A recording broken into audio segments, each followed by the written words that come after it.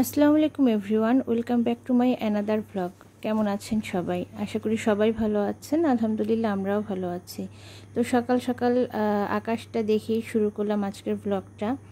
এরপরে শেয়ার করছি সকালবেলা আমি আমার স্কিন কেয়ারের জন্য কি করে থাকি। ফার্স্ট অফ অল উঠে নামাজটা শেষ করে আমি চলে আসি ড্রেসিং টেবিলের সামনে। তো বলা ভালো, সকালে উঠে আমি একটু ডাব সাবান দিয়ে মুখটা ধুয়ে নিই। আর আমি ফেস ওয়াশটা অ্যাভয়েড করছি 30-এর পর থেকেই, কেননা ডাব সাবানে আমার কাছে মনে হয়েছে আমার ফেজের জন্য যে ফেস ওয়াশের থেকে ডাব সাবানটি ইউজ করলে কি বলে শুষ্ক ভাবটা কম থাকে। তো ফার্স্ট অফ অল আমি সিরাম ইউজ করলাম লাভসের একটা, এটা আমি অনেকদিন ধরে ইউজ করছি, আমার কাছে ভালো লেগেছে। দেন একটু ময়শ্চারাইজার ইউজ করে তারপর আমি একটু সানস্ক্রিন লাগিয়ে নিলাম, কারণ যেহেতু রান্নাঘরে কাজ করা হয় সরাসরি সানলাইটটা পড়ে আমার কিচেনে, মানে চুলাটা যেখানে ওখান থেকে সরাসরি সানলাইটটা আসে।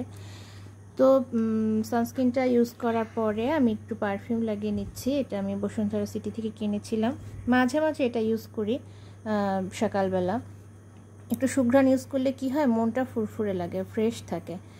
তো রেগুলার এটা দেয়া হয় না, আজ একটু দিয়েছিলাম। এরপর চুলটা ব্রাশ করে আমি কিচেনে চলে গেছি। আর এইটা ছিল 10টার নাগাদ, হুট করে বৃষ্টি চলে আসলো। আর কাজও ছিল না সেরকম, আজকে আসলে রান্না বান্না নেই, গতকালকে লেফট ওভার ছিল, ওইটা দিয়ে আমাদের দুপুরে 3 জনের হয়ে যাবে। তো বৃষ্টি আসায় আমরা 3 জন ছাদে চলে এসেছিলাম। অনেক দিন পর আজকে বৃষ্টিতে গোসল করার, বাচ্চারাও এত এনজয় করছিল। কয়েকদিন ধরেই তো বৃষ্টি হচ্ছে, তো বাচ্চারাও আসবে করছিল, কিন্তু বিভিন্ন কারণে আসা হচ্ছিল না, ওদেরকে তো আসলে একা ছাদে ছাড়া যায় না। আর আমার 3 তলার পরে আর রেলিং লাগানো হয় নাই, তো যেহেতু শীত রেলিং নাই, ছোট বাচ্চা আমি অ্যালাউ করি না একা একা ছাদে যাওয়াটা। তো ওরা কতক্ষণ বৃষ্টিতে ভিজেছে। এরপর ছাদে একটা পাইপ ছিল, সেইটাকে ছেড়ে ওরা নিজেদেরকে ভিজিয়েছে, আমাকে ভিজিয়েছে, আমিও গোসল করেছি। তো আমার গোসলের পাটটা আসলে রেকর্ড করা হয়নি, স্বাভাবিক, কারণ ফোনটা আমার হাতেই ছিল, ফোন হাতে নিয়ে তো আর ভেজা সম্ভব না। তবে ওদের মজা দেখে, দুষ্টুমি দেখে আমার খুব ভালো লেগেছে। ওরা খুব ছোটাছুটি করছিল, অনেকটা সময় ভিজেছে। আর ওদের দুষ্টুমি দেখে আমারও ছেলেবেলার কথা মনে পড়ে গেল।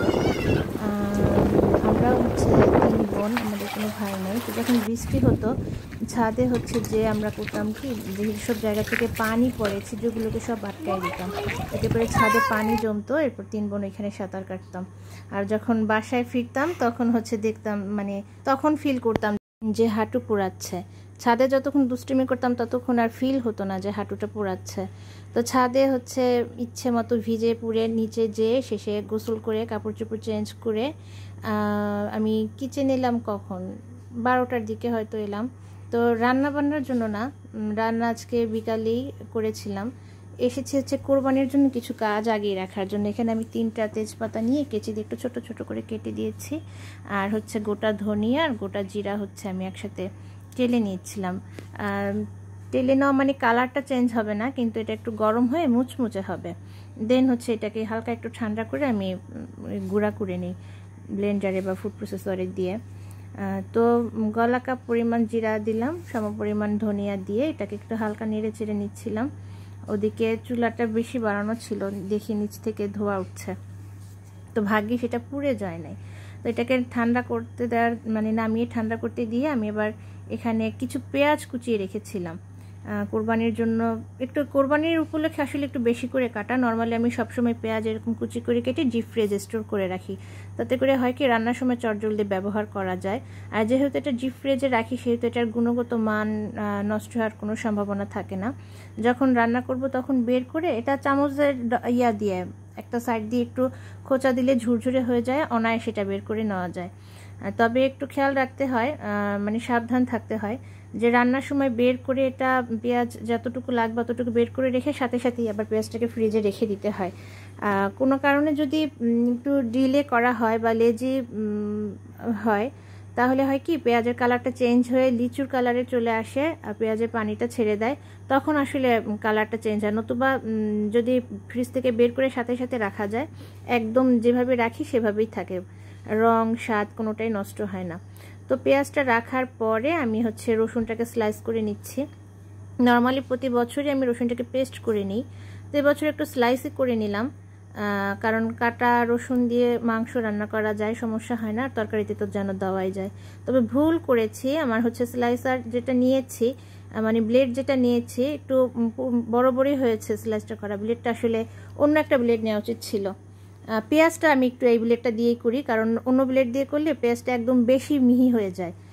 তো ওই ভুলটা হয়েছে আজকে রসুনটা স্লাইস করার ক্ষেত্রে। এনিওয়ে, আর এখানে আমি ভেজে রাখা জিরাটাকে, ধনিয়াটাকে গুঁড়ো করে নিচ্ছি। এরপরে হচ্ছে আদাটা পেস্ট করছিলাম। আদাটা তো পেস্ট করতেই হবে, কারণ কুচনো আদা মাংসে তো আর দেওয়া যায় না, বা তরকারিতেও দেওয়া যায় না।